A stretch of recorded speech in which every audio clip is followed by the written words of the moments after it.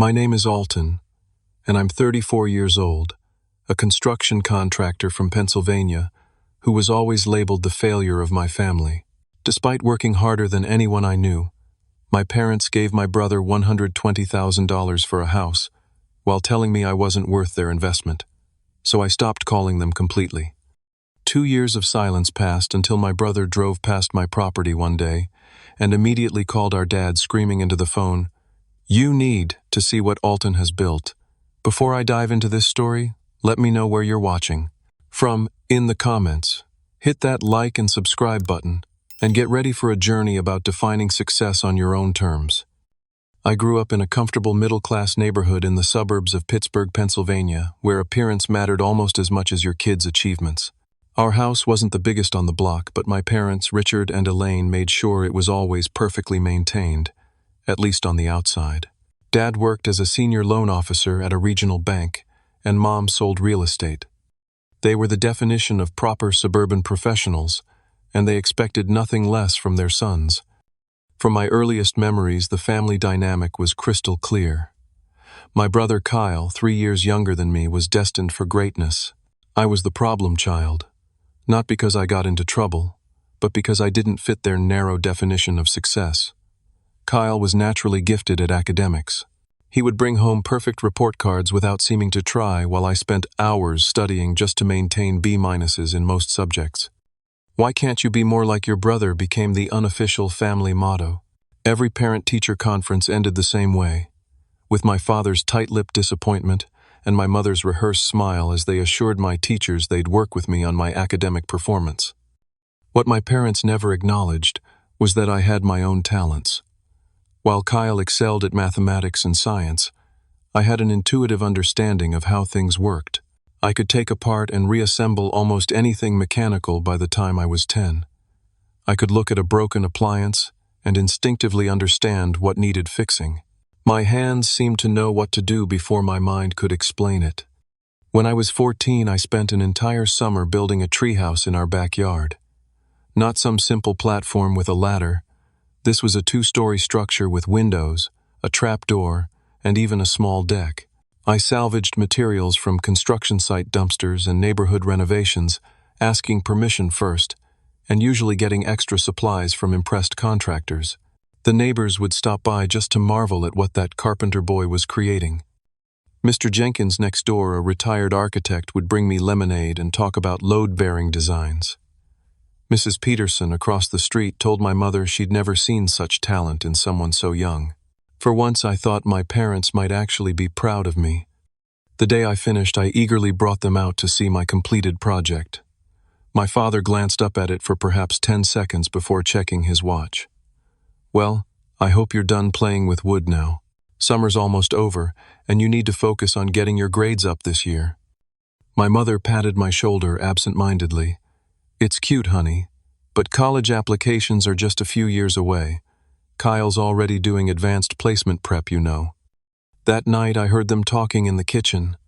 "The Jenkins boy is already taking college courses over the summer," my father said, "and ours spends 3 months hammering together a glorified playhouse." In high school, the pattern continued.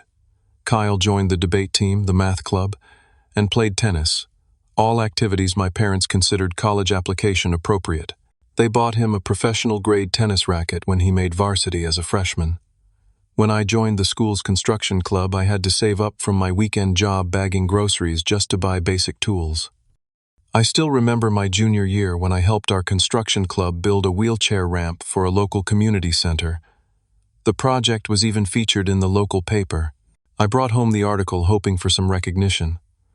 My father glanced at it and said, "Community service looks good on applications, but you should be doing something more academic." Meanwhile, Kyle's room became a shrine to achievement. Trophies, ribbons, and certificates lined his shelves. My parents converted our den into a quiet study space for him. When I asked for a small corner of the garage to set up a workbench, my request was denied because it would make too much noise and distract Kyle from his studies. Despite all this, I actually loved my brother.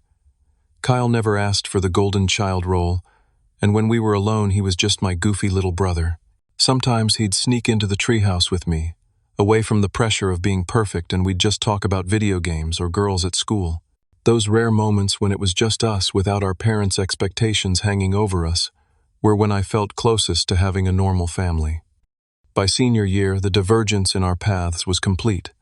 I maintained decent grades, mostly B's, with the occasional A in shop class or technical drawing.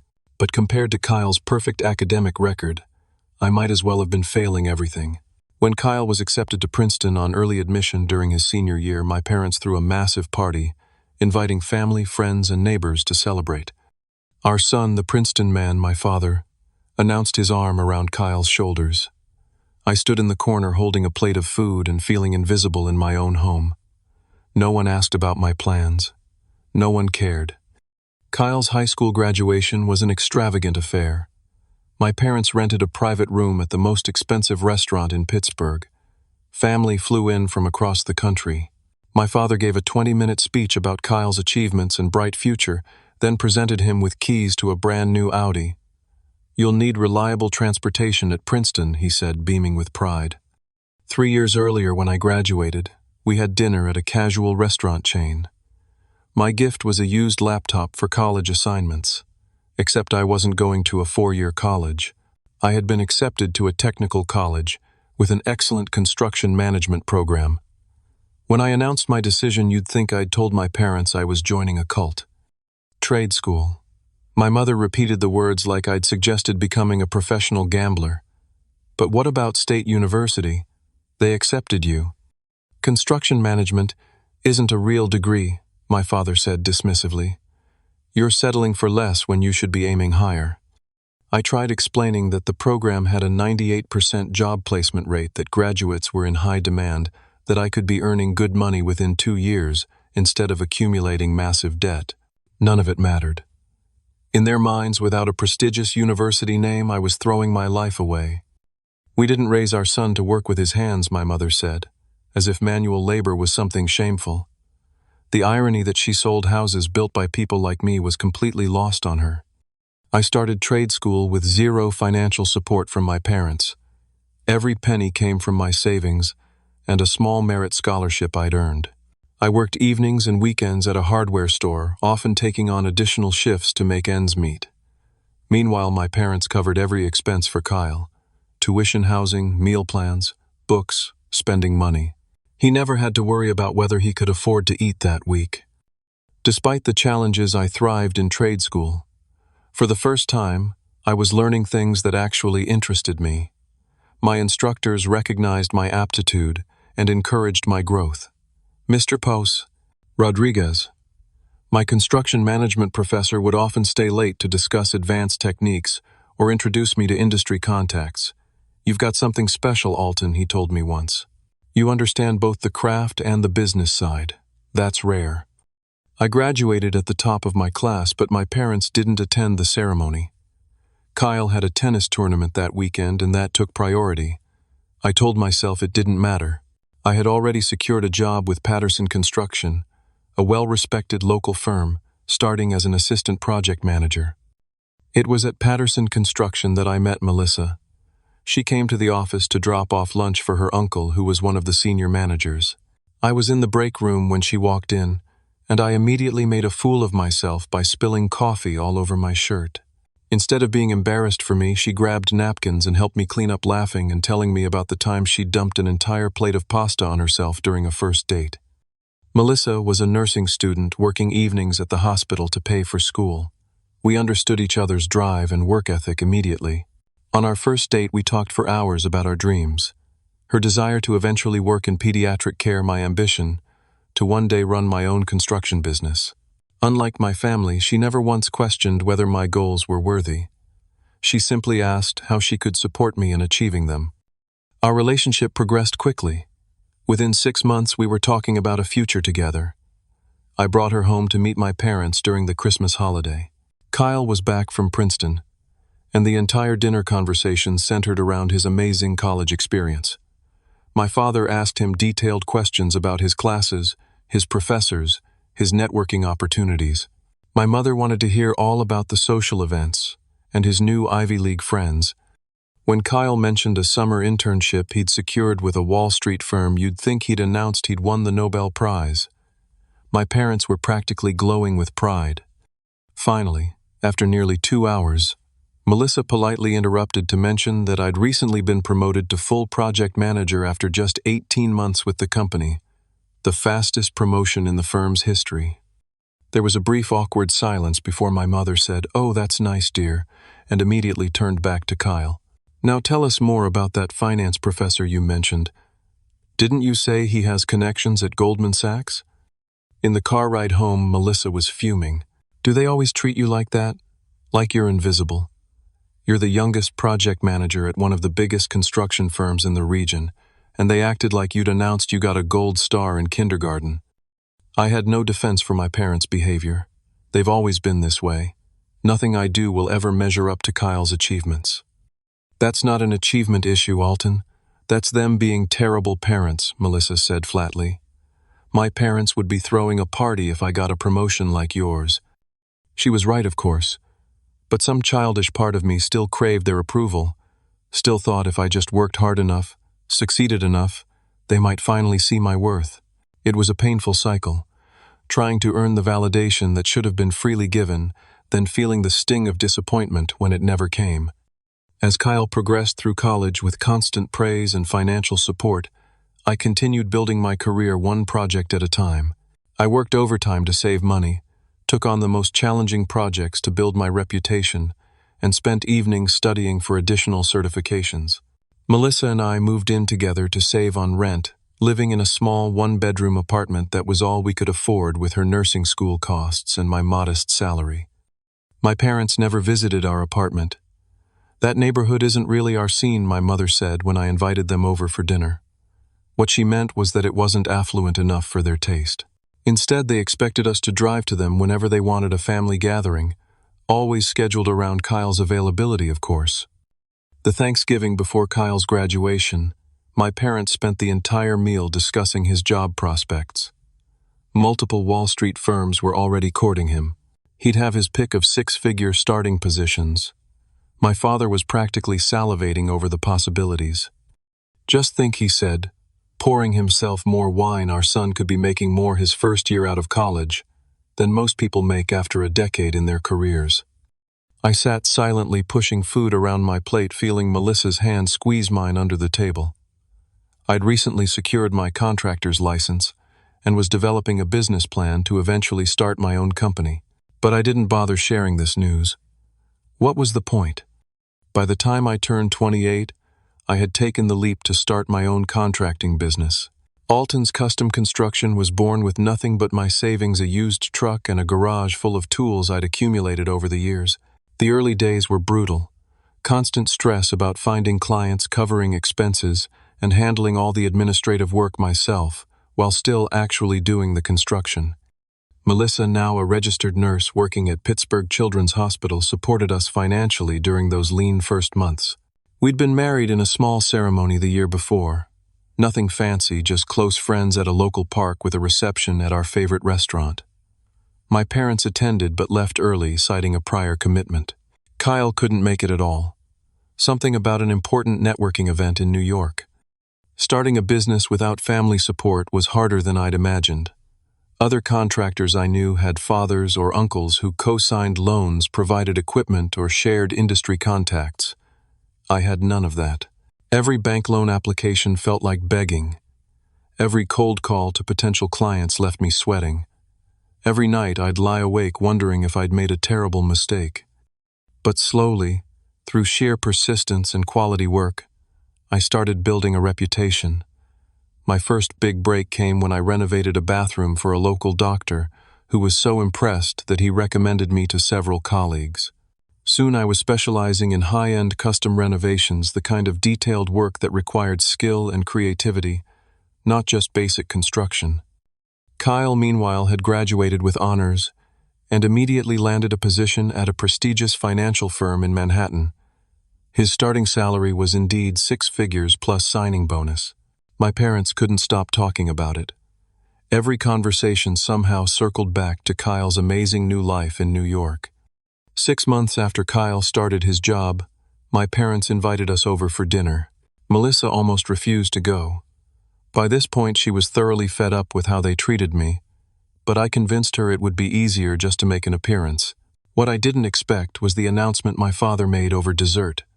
"We have some exciting news," he said, raising his glass.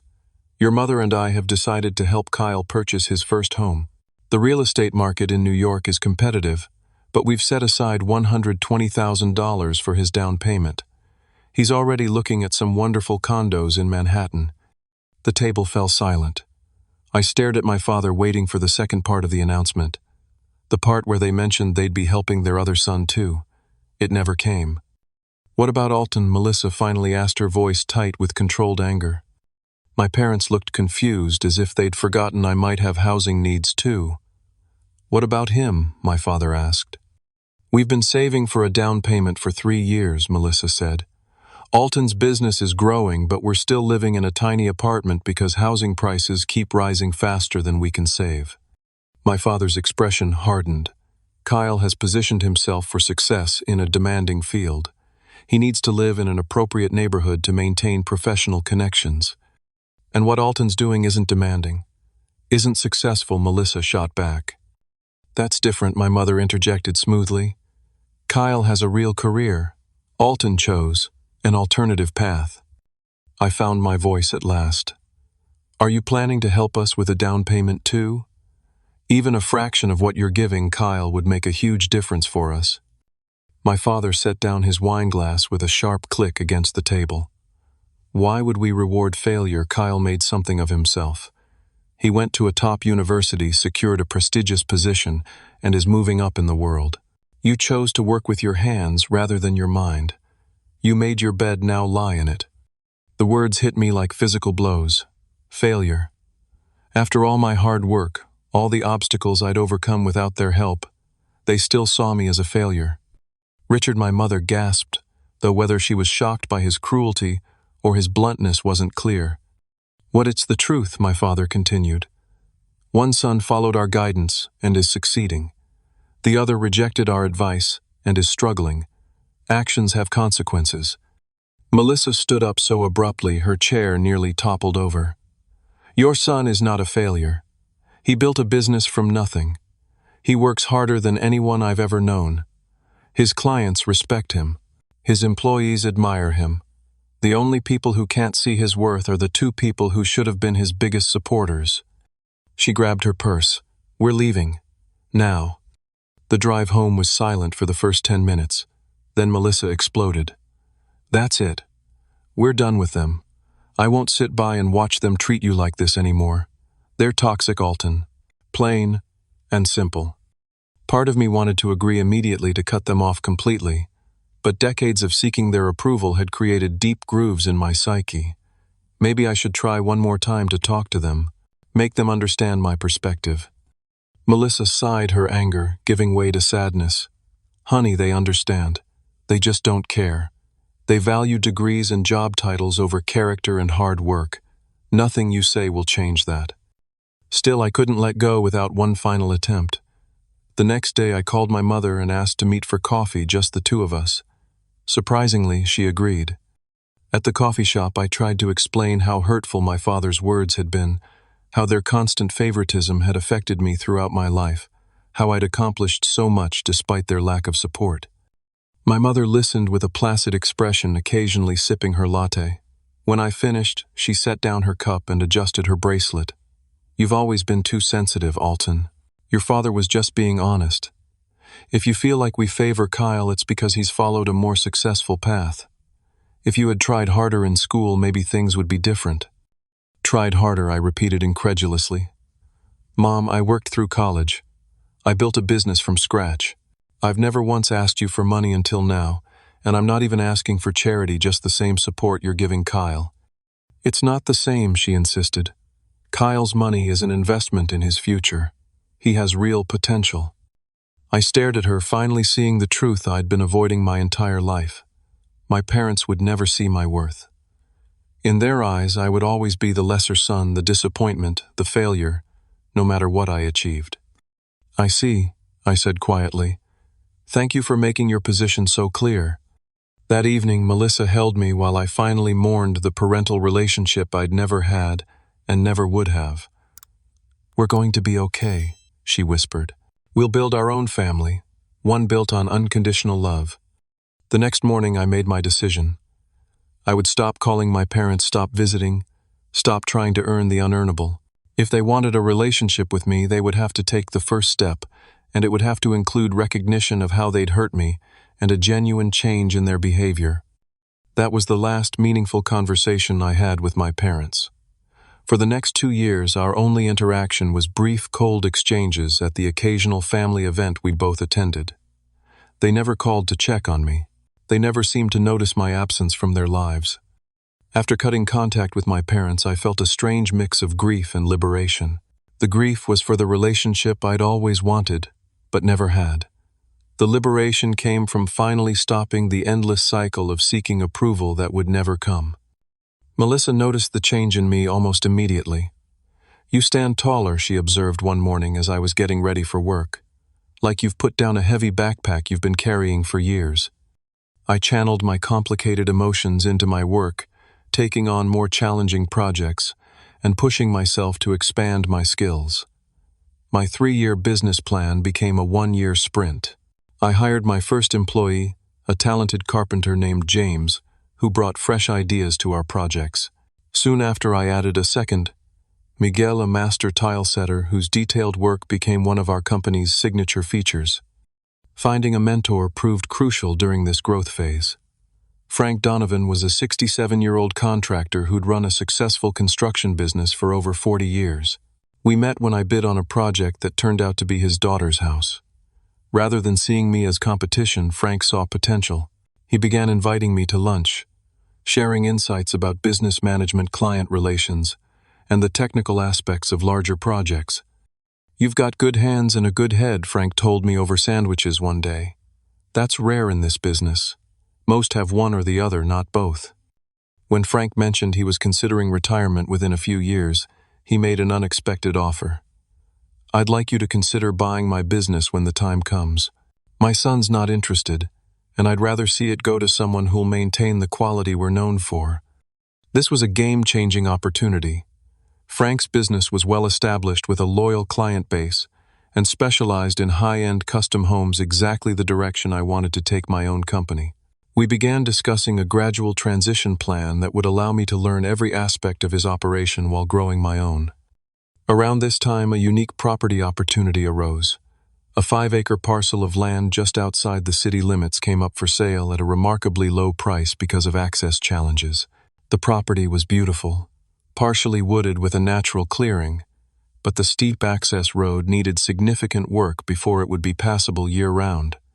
Most buyers were deterred by the engineering challenges, but I saw potential. The location was just 15 minutes from downtown Pittsburgh, but felt completely secluded. The price was less than half the market rate for comparable lots.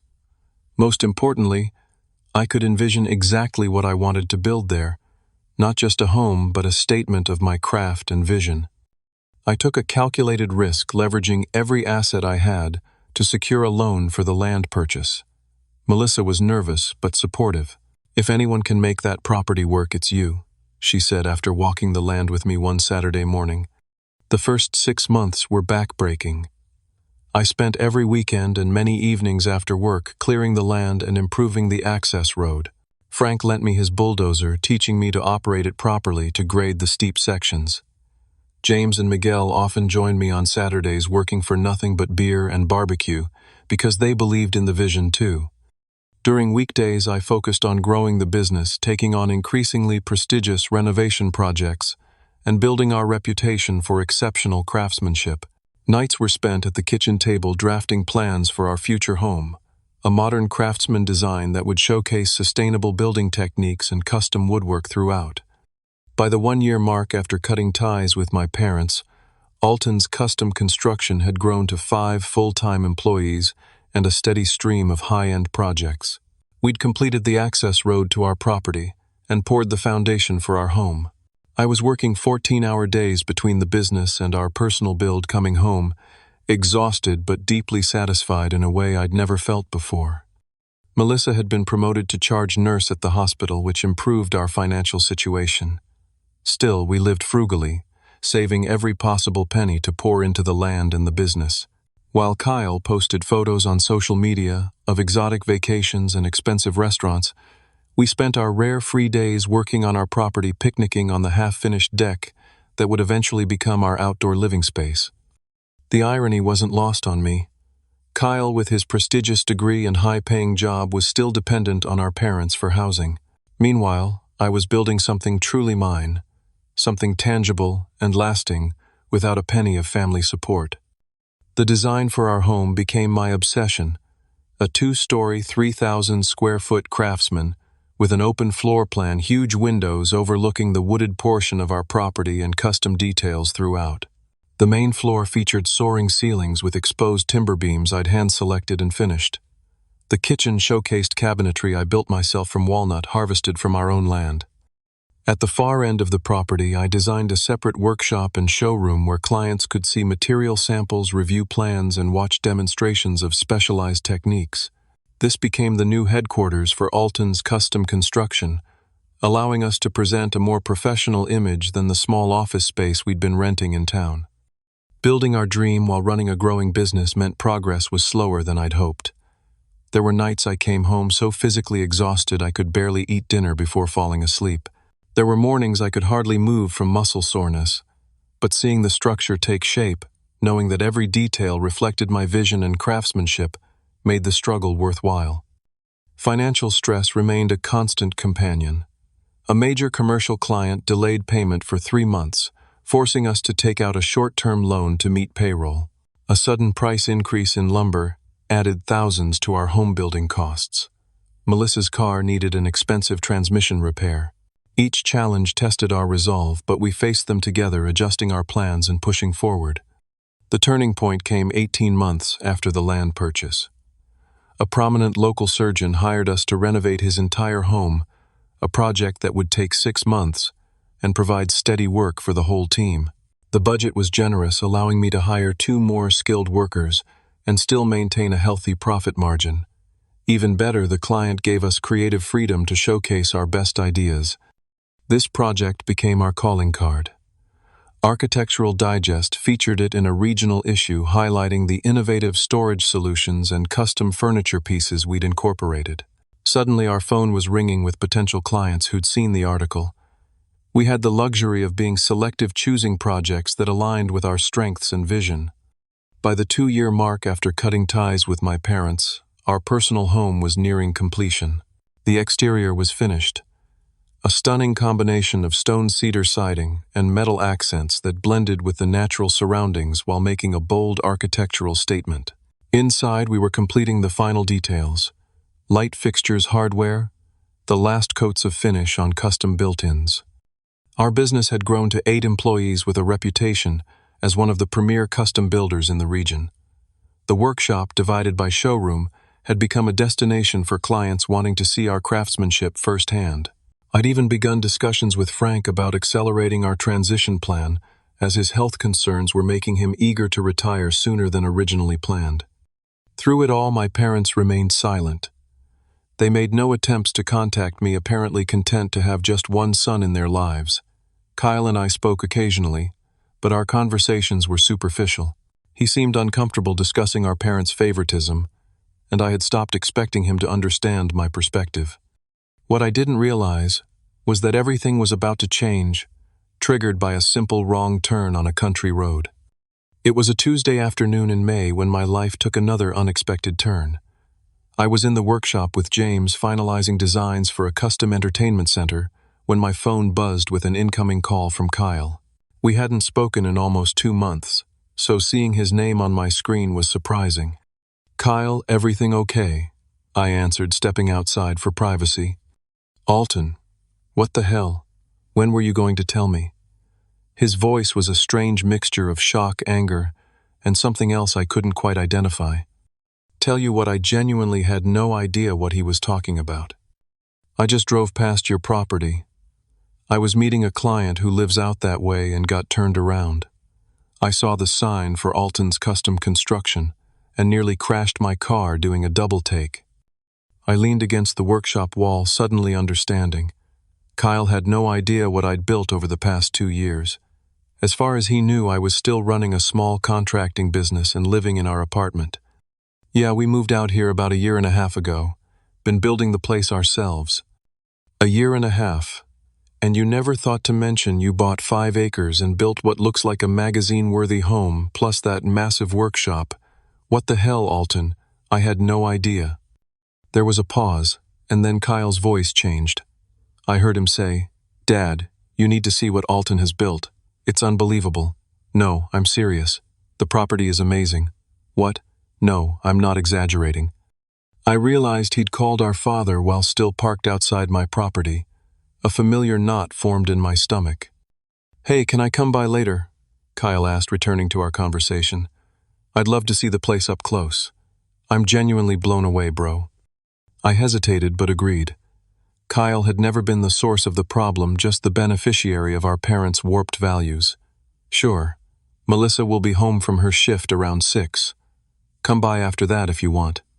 When Kyle's Audi pulled up our driveway that evening, I was waiting on the front porch. He stepped out of his car and stood for a long moment, taking in the house and grounds with an expression of disbelief. Alton, this is incredible. You built this yourself." "With my team, yeah. We did most of the work ourselves. Come on in." I gave him the tour. The open concept main floor, with its vaulted ceilings and exposed beams. The chef's kitchen, with its custom cabinetry. The primary suite, with its spa-like bathroom, featuring a walk-in shower with pausened river rock floor and multiple shower heads. Throughout the house, the craftsmanship spoke for itself. Hand-scraped hardwood floors, built-in bookshelves, window seats, and countless custom touches that made the home uniquely ours. Kyle was uncharacteristically quiet, taking it all in. When we reached the back deck overlooking the wooded portion of the property, he finally spoke. "I had no idea, Alton. All this time I thought. I don't even know what I thought." "What did our parents tell you about my business?" I asked, curious about the narrative they'd created. Kyle looked uncomfortable. "They always made it sound like you were struggling doing small handyman jobs. Dad refers to it as your little construction thing. I just assumed that I was failing." The old hurt surfaced briefly. "Yeah," Kyle admitted, looking ashamed. "I feel terrible now. This is success by anyone's definition.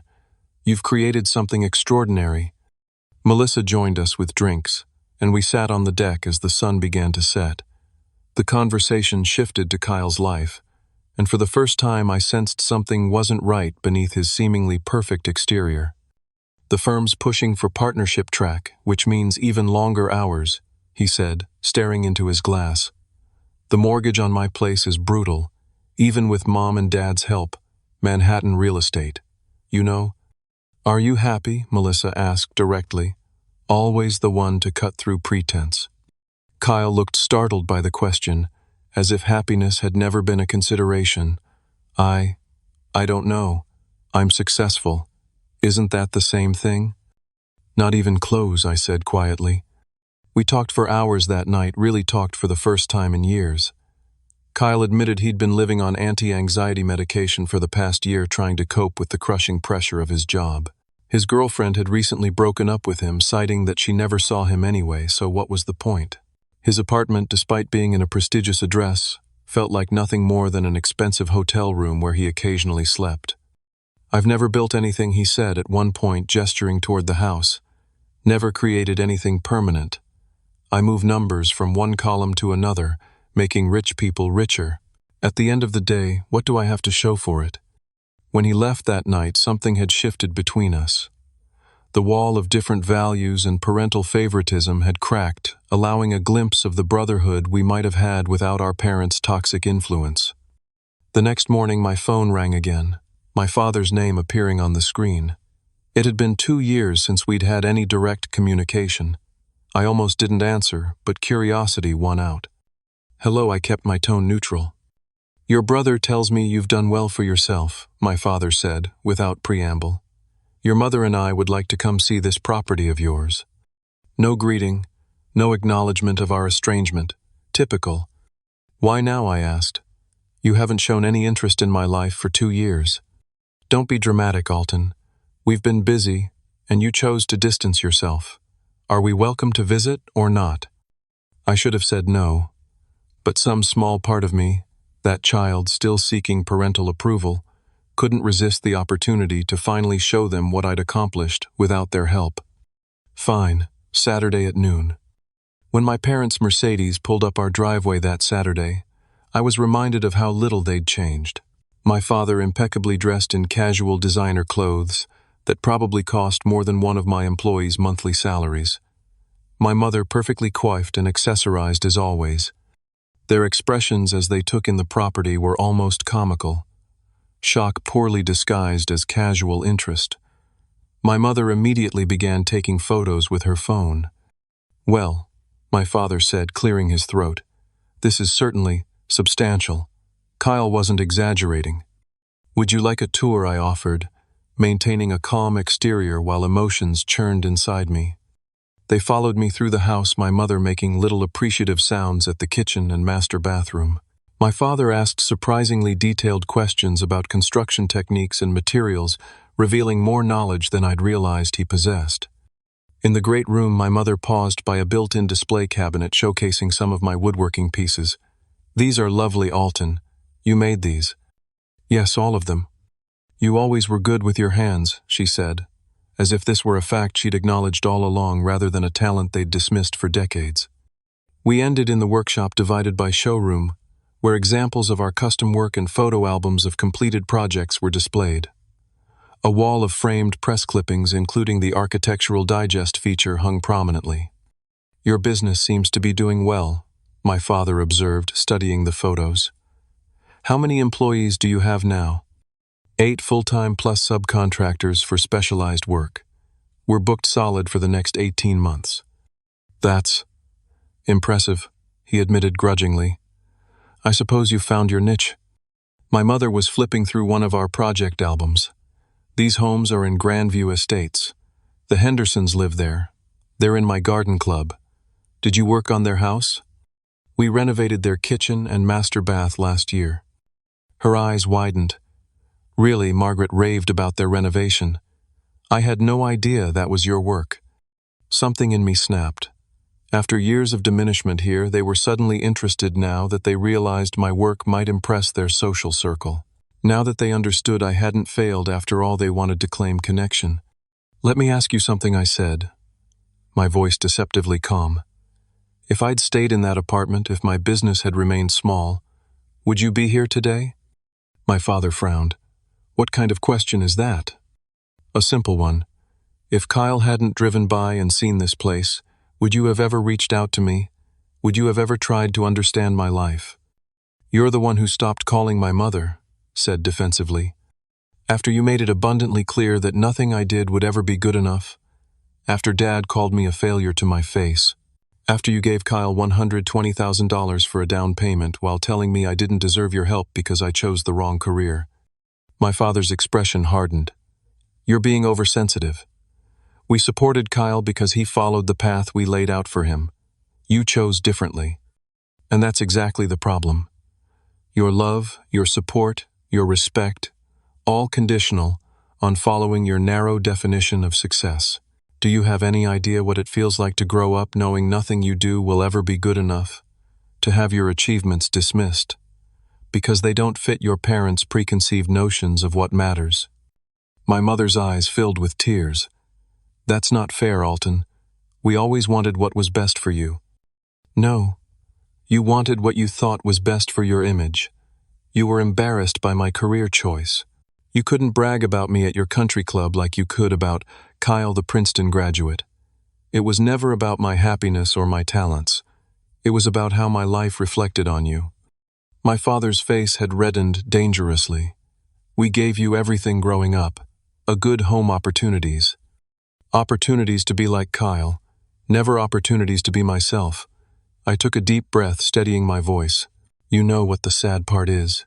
If you'd supported me even a fraction as much as you supported him, I would have included you in all this." I gestured to the property around us. "You could have been part of building this dream. Instead, you're just visitors gawking at what your failure son managed to create without you." "I think we should go," my father said stiffly. "You clearly have some unresolved issues to work through." My mother looked torn, her social mask cracking slightly. Alton, I didn't realize you felt this way. Perhaps we could talk more about this another time. What's there to talk about? Has anything I've said today actually penetrated? Do you understand how deeply you hurt me? Do you even care? When neither of them answered immediately, I had my response. That's what I thought. You're welcome to see yourselves out. As they walked to their car, I heard my father mutter, ungrateful after everything we've done, confirming that nothing I'd said had made any difference. They simply couldn't see beyond their own narrative.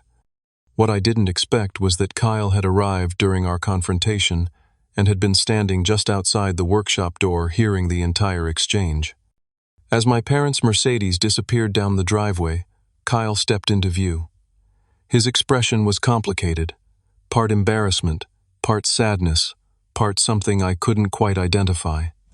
How long have you been standing there? I asked. Long enough, he replied, shoving his hands in his pockets. Can we talk? We walked toward the creek that ran along the edge of the property, following a path I'd cleared through the woods.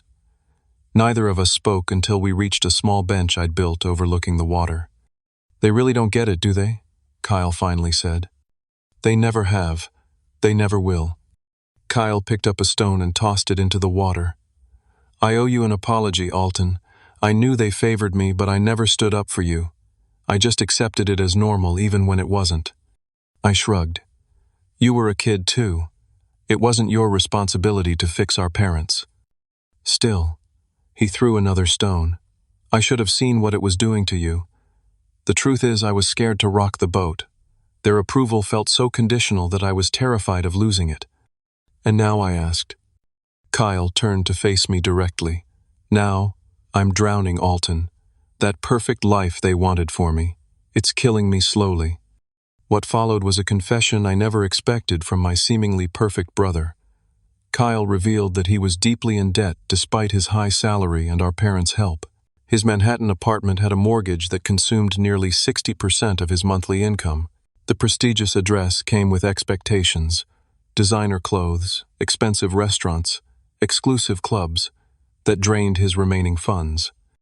I'm working 80-hour weeks just to maintain the illusion that I'm living the dream, he admitted. I haven't had a full night's sleep in months. My doctor says my blood pressure is dangerously high for someone my age. Worse than the financial strain was the spiritual emptiness. Kyle described his work as morally bankrupt, helping wealthy clients exploit tax loopholes, sometimes pushing the boundaries of legality. His firm's culture was cutthroat, with colleagues more likely to sabotage than support one another.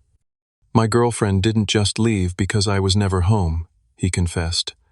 She left because when I was home I was a shell, anxious, irritable, completely emotionally unavailable. The last thing she said to me was that I'd become a soulless corporate drone with nothing to offer but a good income. The worst part is she was right. As Kyle continued talking, Melissa joined us, bringing drinks and sitting quietly beside me. Her presence seemed to encourage Kyle to open up even more. You know what I thought when I saw your place yesterday? Kyle asked. I wasn't just impressed, I was jealous. Deeply, profoundly jealous. Not of the house itself, though it's amazing, but of the life it represents. You built something real. You have purpose. You come home exhausted because you've created something, not because you've been manipulated and manipulated others all day. Melissa spoke up. What would you do if you could start over? If our parents' expectations weren't a factor? Kyle laughed humorlessly. That's the sad part. I have no idea. I've spent so long being what they wanted that I don't know who I am anymore. I studied my brother, seeing him clearly, perhaps for the first time. Beyond the designer clothes and perfect haircut was a deeply unhappy man who'd traded his authentic self for external validation. It's not too late to change course, I said. You're only 31. And do what I have: a finance degree and 7 years of experience moving money around. What real skills do I actually have? An idea began forming in my mind. You've always been good with numbers organization. The business side of construction is growing faster than I can manage it. I need someone who understands financials, who can help with the business development, while I focus on the craftsmanship. Kyle stared at me. Are you offering me a job? I'm offering you a fresh start. Lower salary initially, but better hours, meaningful work, and the chance to help build something tangible. Plus the guest house is available until you find your feet. You'd do that, after everything. You're not responsible for our parents' failures, Kyle. And you're still my brother. That evening, the three of us talked for hours, strategizing what Kyle's transition might look like. He'd need to sell his overpriced apartment, pay down debt, and accept a significant lifestyle adjustment. But with each potential obstacle we addressed, I saw more life returning to my brother's eyes. 2 weeks later, we hosted a backyard barbecue to celebrate Melissa's birthday. Kyle came, of course, and brought a friend from his college days who lived in Pittsburgh. To my surprise, my parents accepted the invitation as well, apparently deciding to ignore our confrontation rather than address it. As we gathered around the patio table, Kyle cleared his throat and raised his glass. I have an announcement to make. I've decided to make some changes in my life. I've put my apartment on the market and I've given notice at the firm. My mother's fork clattered against her plate. What? Why would you do that? Your position is so prestigious. Because I'm not happy, Mom. I haven't been happy for years, actually. My father's face darkened. This is ridiculous. You don't throw away a career like yours because of some temporary dissatisfaction. Everyone has bad days at work. It's not temporary, Dad, and it's not just bad days. I'm miserable, my health is suffering, and I've realized there are more important things in life than prestige. What will you do instead? My mother asked, clearly struggling to maintain her composure. Kyle took a deep breath. I'm joining Alton's company. I'll be handling the business operations while he focuses on the construction side. The silence that followed was absolute. My father's face went through a remarkable series of expressions: shock, disbelief, anger, before settling on something close to disgust. You can't be serious, he finally said. Throwing away an Ivy League education to work for your brother's little construction company. This is absurd. Kyle straightened his shoulders. Actually, it's not little at all. Alton's built something remarkable here. His company has a wait list of clients' profiles in major publications and a reputation for exceptional quality. I'll learn more about real business working with him than I ever did shuffling papers on Wall Street. This is your influence, my mother accused, turning to me. You've filled his head with nonsense because you're jealous of his success. Melissa laughed out loud. Jealous? Have you looked around you? At what your failure son has built while you were busy bragging about Kyle at your country club? Alton doesn't need to be jealous of anyone. My father pushed back his chair. I won't support this foolishness. Kyle, if you go through with this, don't expect any more financial assistance from us. No more help with your mortgage, no more covering your credit card when you overspend. For the first time I could remember, Kyle didn't back down under our father's disapproval. That's fine, Dad. I'm 31 years old. It's time I stood on my own 2 feet anyway, like Alton has been doing since he was 18. You'll regret this, my father warned, standing up. Both of you. Come, Elaine. We're leaving. My mother hesitated, looking between her sons with genuine confusion, as if unable to compute what was happening. Then she stood and followed my father to their car. As the sound of their engine faded, Kyle released a shaky breath. Well, that went about as well as expected. I clapped him on the shoulder. Welcome to the world of parental disappointment. First time's the hardest. Does it get easier? He asked. Not easier exactly. You just stop measuring your worth by their approval. The transformation in Kyle over the following weeks was remarkable. He sold his Manhattan apartment for a slight profit, paid off his credit card debt, and moved into our guest house. He bought sensible, comfortable clothes to replace his designer wardrobe. He started jogging on the trails I'd cleared through our property. The perpetual dark circles under his eyes began to fade. His first week working at Alton's custom construction was a steep learning curve. I started him with basic tasks: organizing project files, updating our accounting system, creating a more efficient scheduling process. Despite his Ivy League degree, Kyle approached each task with humility, asking questions and admitting when he didn't understand something. What surprised me most was discovering Kyle's natural aptitude for aspects of the business I'd been neglecting. He completely redesigned our client proposal process, making it more professional and comprehensive. He identified inefficiencies in our material ordering that were costing us thousands. He developed relationships with suppliers that resulted in better terms and priority delivery. One evening, about a month after he'd joined the company, I took Kyle to the workshop and handed him a hammer. "What's this for?" he asked. "Time you learn the basics of what we actually do. You can't run the business side effectively if you don't understand the craft." I started him with simple tasks, measuring cutting basic joinery. His first attempts were clumsy as expected, but he approached learning with the same intensity he'd once directed at his corporate career. To my surprise, he showed a natural feel for the materials, an intuitive understanding that couldn't be taught. "It's in the blood," I joked as he completed his first solo project, a simple side table with a surprisingly elegant design. "Maybe," Kyle said, running his hand over the finished surface.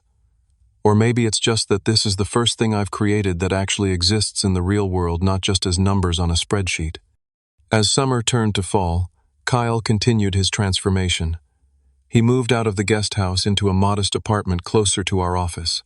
He started dating a veterinarian he met through one of our clients, a down-to-earth woman who seemed genuinely delighted by his newfound authenticity. Most importantly, the haunted look that had become his permanent expression was replaced by something approaching contentment. Our parents maintained their distance, true to their threat to withdraw support.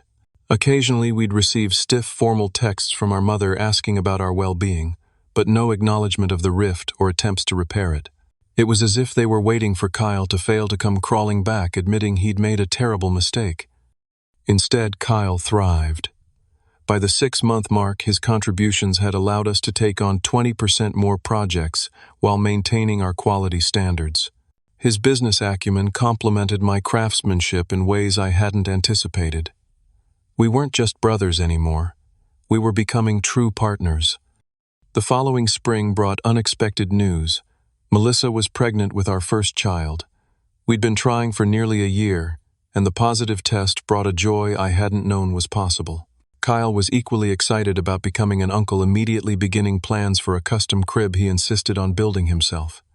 "You've taught me enough basics that I should be able to manage something that won't collapse," he joked already, sketching designs based on Scandinavian models he'd researched. Our business continued to flourish. Frank had officially retired, selling me his client list and referring his long-term customers to our company.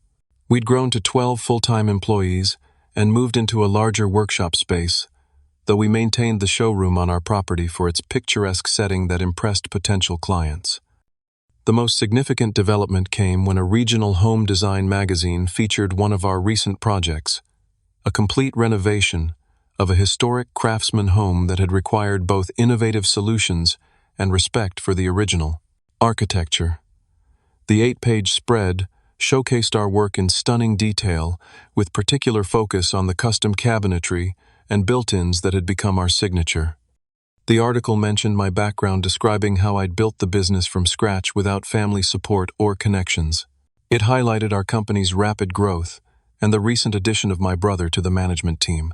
The writer even included photos of our personal home, calling it a testament to the owner's vision and craftsmanship. The magazine hit newsstands on a Wednesday. By Thursday evening, I received an unexpected text from my mother. "Saw the article. Your father and I would like to attend the project showcase mentioned for next month. Is that acceptable?" I showed the message to Melissa and Kyle, unsure how to respond. Neither of my parents had made any meaningful attempt to understand our perspective or acknowledge their hurtful behavior. This sudden interest felt opportunistic rather than genuine. "They just want to be associated with your success now that it's publicly recognized," Melissa said, never one to mince words. Kyle was more measured.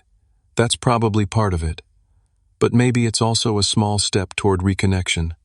They're proud, but they're not completely heartless." After consideration, I replied, "The showcase is open to the public. You're welcome to attend."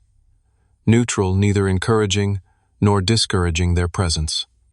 The project showcase was held at a recently completed luxury mountain home we'd built from the ground up, a $4 million property featuring custom everything from the front door to the wine cellar. Over 200 people attended, including potential clients, industry professionals, and media representatives. I was in the great room explaining the reclaimed timber ceiling beams to an interested couple when I saw my parents enter. They were impeccably dressed, as always, my mother wearing a new designer outfit that probably cost more than some people's monthly mortgage. Throughout the evening, they circulated through the showcase, stopping to examine details and occasionally engaging in conversation with other attendees. I noticed my mother showing several people the magazine article on her phone, pointing me out across the room with an expression that could almost be described as proud. Kyle managed them masterfully, acting as buffer and guide, showing them features of the home while keeping their interactions with me brief and superficial. It was clear he'd found a new confidence in dealing with our parents, neither seeking their approval nor avoiding their judgment. Near the end of the event, my father approached me alone, a glass of complimentary champagne in his hand. "Impressive work," he said, gesturing to the space around us. "The magazine didn't exaggerate." "Thank you," I replied simply. He cleared his throat. "Your mother and I have been thinking, perhaps we were, hasty in our assessment of your career choice." It wasn't an apology, not even close, but it was the nearest thing to an admission of error I'd ever heard from him. "My career choice has worked out well for me," I said. "I'm glad you can see that now." "Yes, well." He took a sip of champagne. "We'd like to be more involved if you're amenable. Your mother especially. This grandchild. It's important to her." I studied my father's face, searching for genuine remorse or understanding. What I saw instead was calculation. The recognition that his previous strategy had backfired and a new approach was needed to maintain social appearances. "Involvement with our child would require rebuilding trust," I said carefully. "That would start with acknowledging the hurt you've caused both to me and to Kyle." My father's expression hardened slightly. "The past is the past, Alton. Everyone makes mistakes. We should focus on moving forward." And there it was, the fundamental disconnect. In his mind, the problem wasn't their conditional love or harmful behavior. It was simply that they'd backed the wrong son in their calculations of success.